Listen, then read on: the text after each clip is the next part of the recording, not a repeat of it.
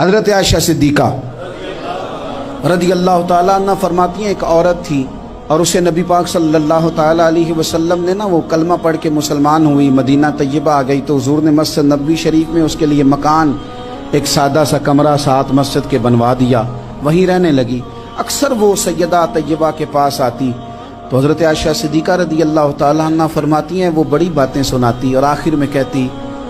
وہ ہار والا دن بھی بڑا عجیب دن تھا اور میرے رب کی قدرتوں کا دن تھا، وہ بھی بڑا عجیب دن تھا۔ سیدہ عائشہ صدیقہ رضی اللہ تعالیٰ عنہ ایک دن فرمانے لگی کہ تو ہار والے دن کا بڑا ذکر کرتی ہے، وہ کیا دن تھا؟ تو خاتون کہنے لگی اماں جی وہ دن تھا جب میرے رب پر بھروسہ اور مضبوط ہو گیا، جس دن میرا اپنے رب پر توکل اور بڑھا، میرے ایمان میں یقین میں اور پختگی آئی۔ کہنے لگی میں ایک گھر کی کنیز تھی، نوکرانی تھی،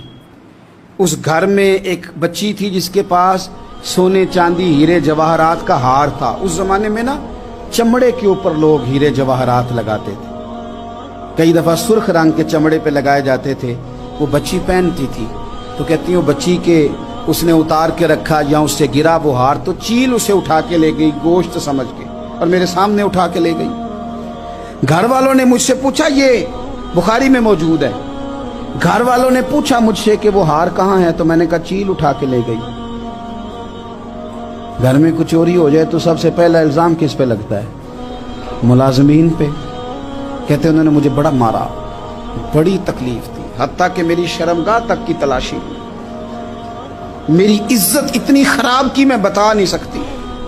میں نے اپنی زندگی میں ایک واقعہ دیکھا، ایک امیر گھر میں چوری ہو گئی، ملازم کو اتنا مارا کہ وہ چارپائی پہ پڑ گیا، پولیس والوں سے اتنی مار پروائی گئی کہ وہ بیچارہ چارپائی پہ پڑ گیا اور پھر وہ اتنا بیمار ہوا اور کچھ دنوں کے بعد پتہ چل گیا کہ چور تو اپنا بیٹا ہے ان کا، پھر اس کا انتقال ہو گیا۔ اب وہ سیٹھ صاحب اور گھر والے آ کے مرنے والے کے کان میں معافیاں مانگ رہے ہیں، مرنے والے کے کان میں معافیاں مانگ رہے ہیں، کان میں۔ تو میں نے ان سے پھر کہا تھا کہ یہ تو اب چلا گیا ہے، تمہارا زور چلتا تھا نا تو تم نے قانون خریدا اور تم نے اسے جس نہ ہو سکا تم نے اسے مار پڑوائی، تمہارے پاس جو عدالتیں تھی تم نے وہاں کاروائی کی، اب ایک عدالت قیامت کے دن لگے گی۔ یہ کمزور تھا نا، کچھ کر نہیں سکا۔ میرے نبی پاک صلی اللہ علیہ وسلم نے فرمایا سن لو، اگر سینگ والی بکری نے بغیر سینگ والی بکری کو تکلیف دی ہوگی نا تو قیامت کے دن اسے بھی بدلہ دینا پڑے گا کہ تیرے پاس سینگ تھے اور تو نے اسے مارا تھا۔ وہ خاتون عرض کرتی ہے سیدہ عائشہ کی خدمت میں کہ مجھے بڑا مارا، مجھے تکلیف دی، میں کہہ رہی تھی کہ میرے سامنے چیل لے گئی ہے پر وہ نہیں مان رہے تھے، اماں جی انہوں نے مجھے بڑا مارا۔ حضرت عائشہ صدیقہ کہتی ہیں پھر کیا ہوا؟ کہنے لگی اماں جی جب کوئی میرا مددگار نہ رہا، مجھے تکلیف دے رہے تھے، رسوا کر رہے تھے، تو میں نے اپنے رب سے مدد چاہی، میرے رب کی طرف میں نے توجہ کی، میں نے کہا مالک اب تو ہی میرا مددگار ہے۔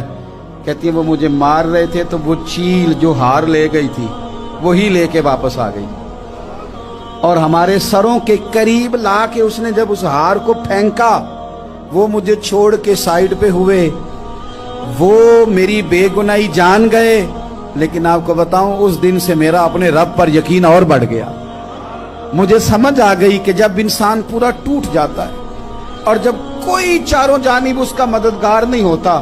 تو رب تو ہوتا ہے نا، اللہ تو اس کا مددگار ہوتا ہے نا، وہ تو پھر اپنے اس بندے کی مدد کرتا ہے نا، پھر وہ تو توانائی دیتا ہے نا، وہ تنہا نہیں چھوڑتا، وہ تو آنسوؤں والوں کے آنسوؤں پہ بڑا کرم فرماتا ہے، وہ تو قسم پرسی میں آ جاتا ہے، اس کی رحمت بڑھ کے استقبال کر لیتا ہے۔